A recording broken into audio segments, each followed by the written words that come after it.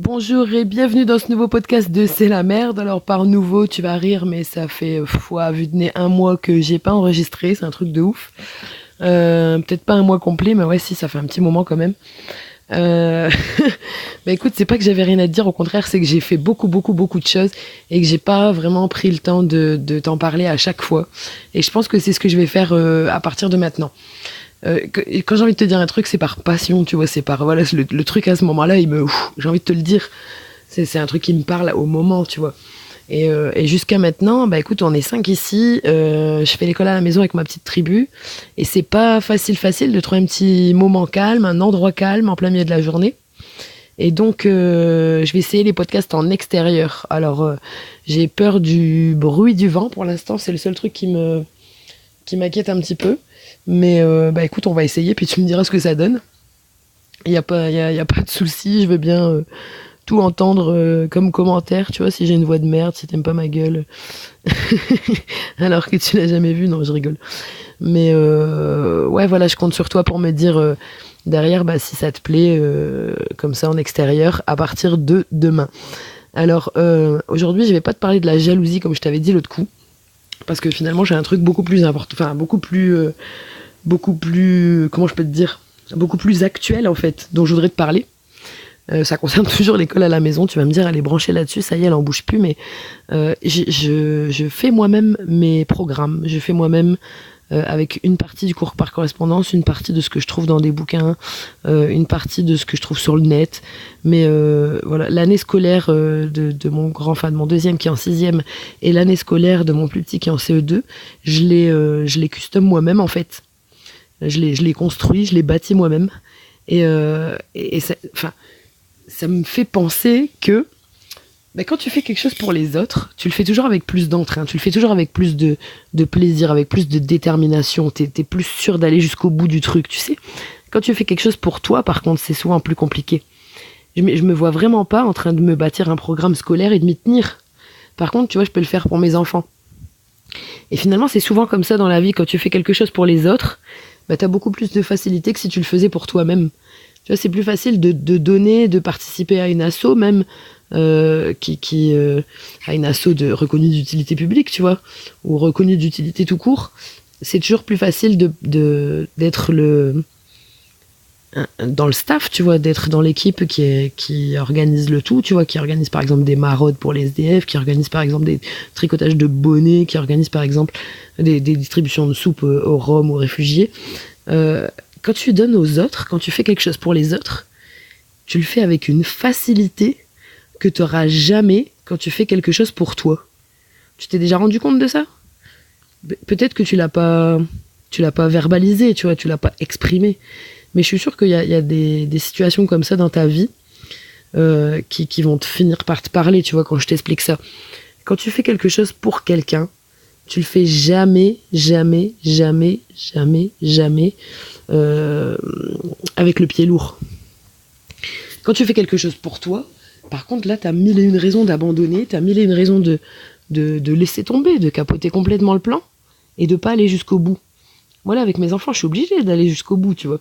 Je suis obligée de finir ce qu'il y a à savoir en CE2 pour avancer et faire ce qu'il y a à faire en CM1, tu vois, par exemple. Enfin, je suis obligée, non. Après, si tu veux parler unschooling et tout, ouais, non, je suis pas obligée.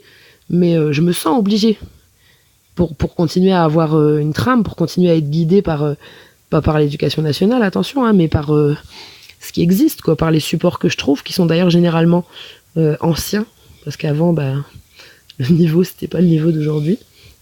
Et donc, quand tu travailles, surtout en français, quand tu travailles avec des livres de grammaire qui sont des années 50, 60, franchement, c'est génial, ça n'a rien à voir, quoi. Tu vois le level qu'on demandait à une fin de primaire, enfin à un niveau fin de primaire, ça n'a rien à voir avec le level qu'on demande à un niveau fin de primaire aujourd'hui. Moi, j'ai la cousine de ma mère qui était enseignante dans le primaire, qui faisait justement des CE2 pendant des années.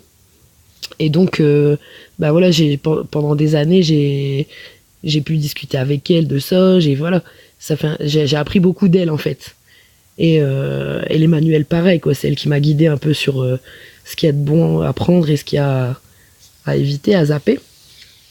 Et J'ai un autre exemple comme ça qui me vient, où c'est beaucoup plus facile d'aider quelqu'un, enfin de faire quelque chose pour les autres que pour soi-même. C'est même pas aider là. Tu vois, mes enfants ils partent en colonie généralement 2 fois par an.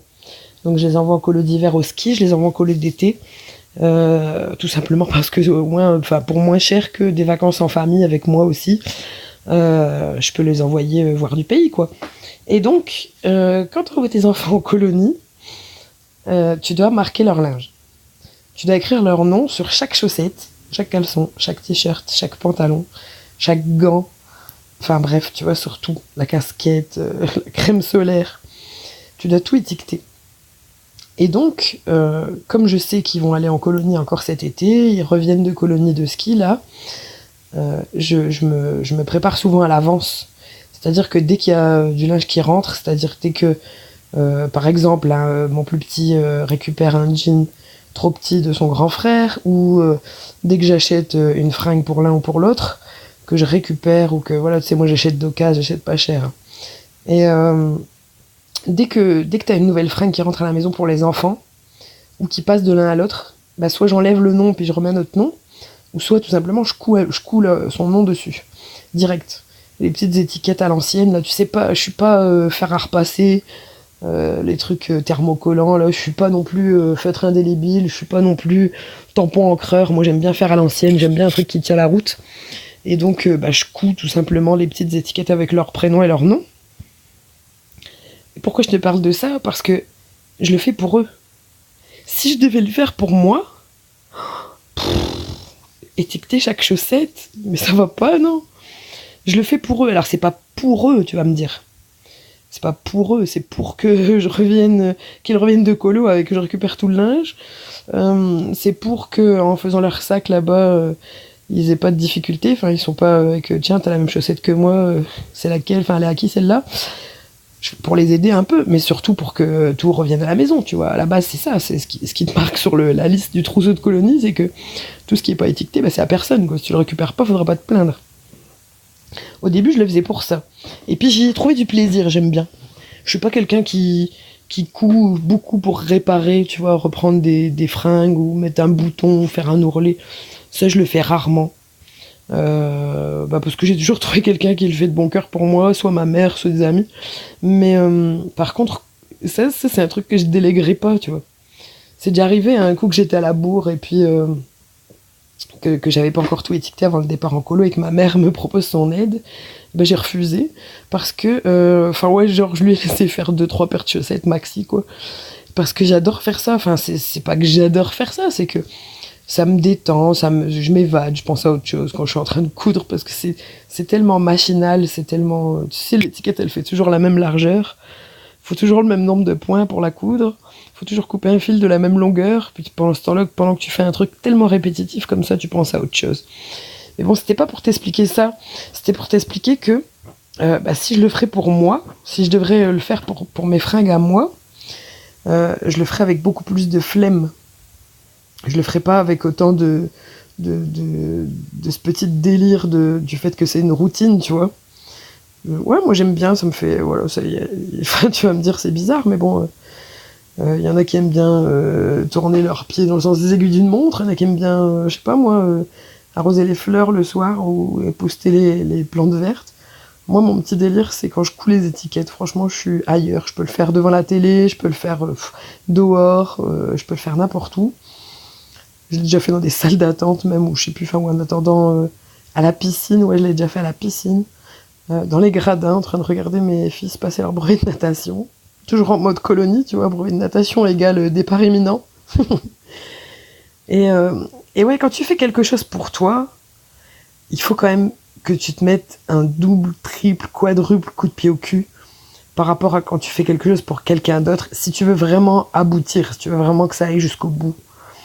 Par contre, quand tu fais quelque chose pour quelqu'un d'autre, déjà, tu as une facilité au départ, et en plus, tu as plus de garantie de terminer le taf, tu vois. Tu as plus de garantie d'aller jusqu'au bout du truc.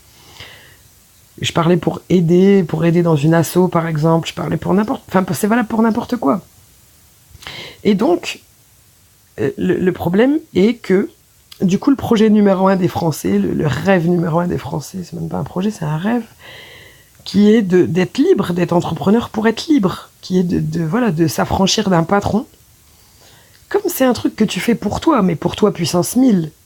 Tu vas jamais de la vie, tu vas te dire, moi je veux créer ma propre entreprise pour ma femme, je veux créer ma propre entreprise pour mon fils, tu veux créer ta propre entreprise, c'est pour toi. À la base, c'est ton bébé, c'est ton entreprise.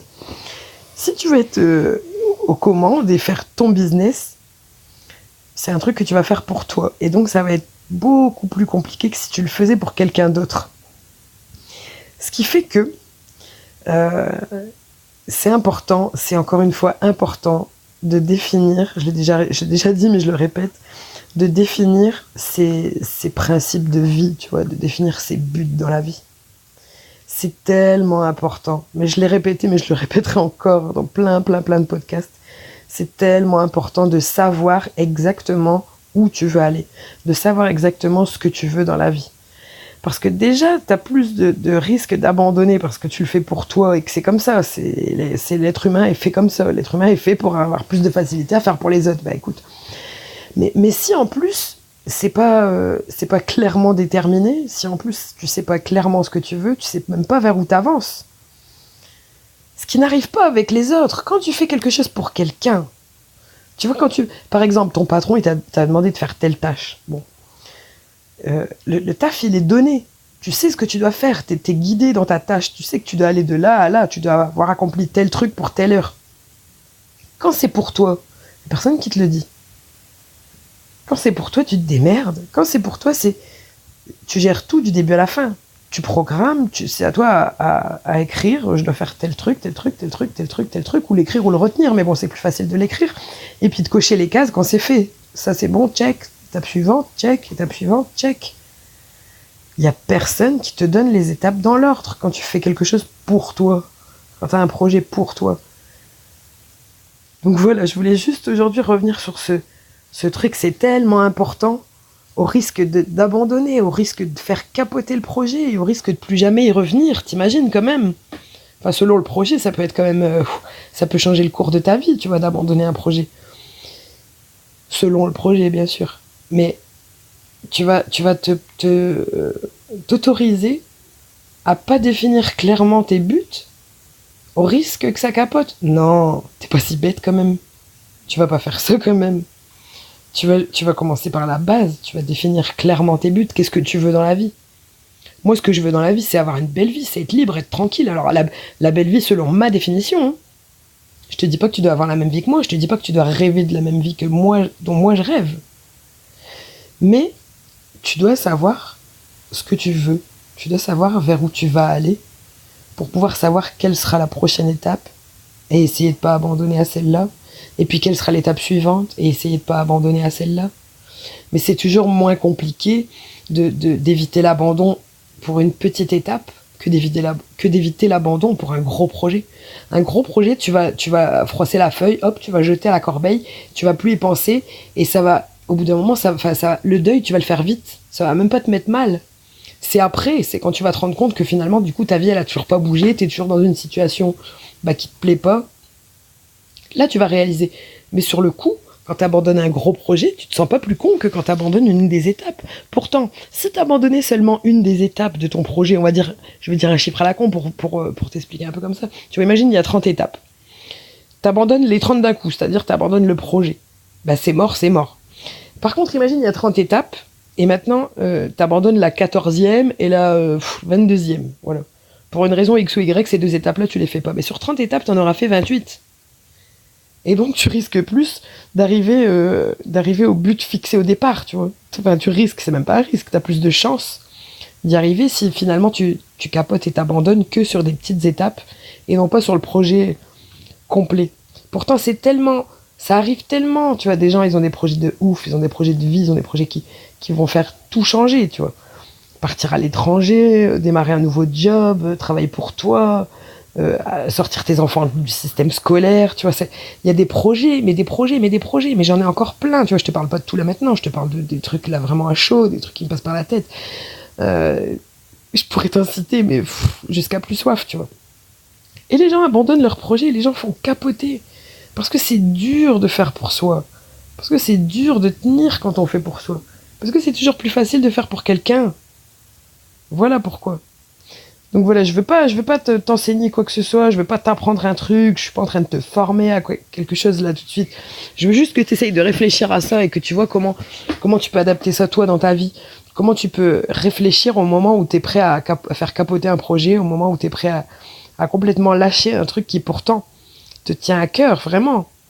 Juste parce que c'est dur, juste parce que t'as plus le courage, t'as plus la force, parce que c'est pour toi. Dis-toi, est-ce que j'ai vraiment bien défini mes étapes? Est-ce que je sais vraiment vers où je vais? L'étape finale déjà, puis les étapes intermédiaires? Est-ce que j'ai vraiment bien défini mon but? Ou est-ce que c'était un truc vague comme ça, une pensée vite fait tiens, je ferais bien ci, tiens, je ferais bien ça. Si c'est une pensée vite fait, tu risques d'abandonner. Encore plus. Si c'est un but clair et défini, déjà tu vas passer du temps à définir les étapes. Ce temps-là, t'as pas envie de le foutre en l'air. C'est déjà un petit peu de motivation, c'est déjà un petit peu de tiens, bah je vais pas abandonner là. J'ai déjà franchi une première étape, c'est de tout lister. Une fois que t'as tout listé, tu dis bon, j'y ai passé que ce soit 1 heure, 1 semaine, 1 an, peu importe. Une fois que t'as listé les projets que tu voudrais et puis que t'as commencé avec un des projets à lister les étapes intermédiaires, tout ce que tu vas devoir faire pour arriver à ton but, c'est déjà un petit coup de pied au cul, tu vois. C'est un auto coup de pied au cul, ça te donne encore moins envie d'abandonner. Et au plus tu vas avancer, au moins tu auras envie d'abandonner, bien évidemment. C'est comme pour tout, hein. C'est comme je t'expliquais l'autre coup pour courir. C'est toujours les premiers mètres les plus durs. Quand tu veux aller faire un footing, le plus dur c'est quoi? Le plus dur c'est de faire 5 bornes? Ou le plus dur c'est de faire le premier kilomètre? Ou le deuxième kilomètre? Ou le troisième, le quatrième, le cinquième? Quel est le kilomètre le plus dur? Ou le plus dur ce serait pas tout simplement d'enfiler ton survêt, tes baskets et de passer ta porte? Ah, moi je te le dis, c'est ça le plus dur. Le plus dur c'est le démarrage.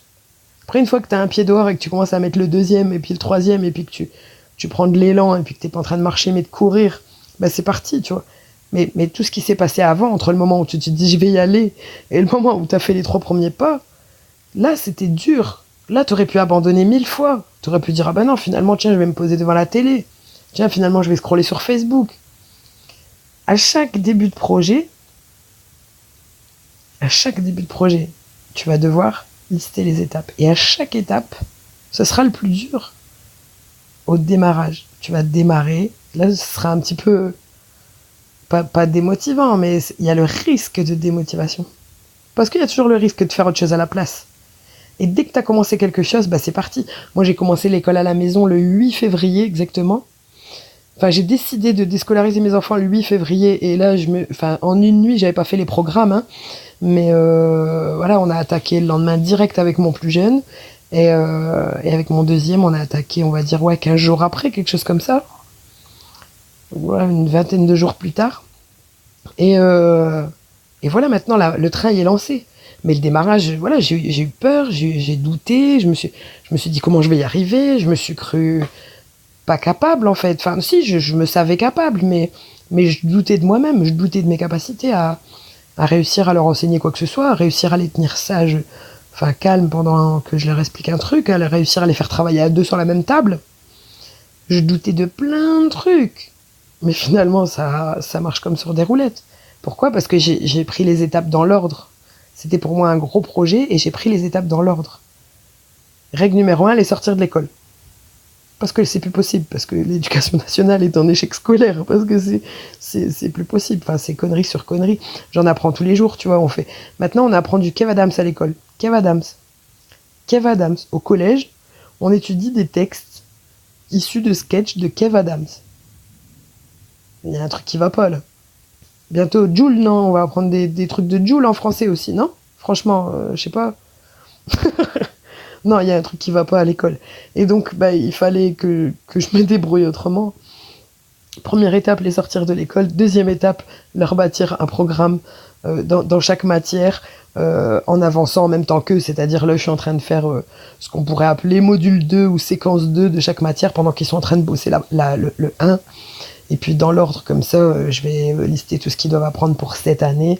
Et on aura terminé quand on aura terminé. Hein. Bien sûr, on ne sera pas fin juin ou début juillet. Hein. On a démarré en février. Donc, mais bon, c'est comme ça. Il faut rattraper la casse. Et puis les 2, 3 premières années seront peut-être absolument pas raccord avec l'année scolaire. Et après, on va quand même essayer de partir 2 mois en vacances. Mais au lieu de partir juillet-août, on pourrait partir juin et septembre, tu vois. À partir du moment où tu fais l'école à la maison, c'est peut-être un truc qui décide beaucoup de gens aussi, c'est que tu pars en vacances à -50, quoi. Eh ouais. Bon allez, c'est pas pour te dégoûter, mais je vais te laisser sur cette note. Réfléchis bien à ce que je t'ai expliqué aujourd'hui. Si tu fais quelque chose pour toi, il va falloir que tu te trouves des hacks d'auto-motivation. Sinon, c'est la merde. Sinon, tu abandonnes.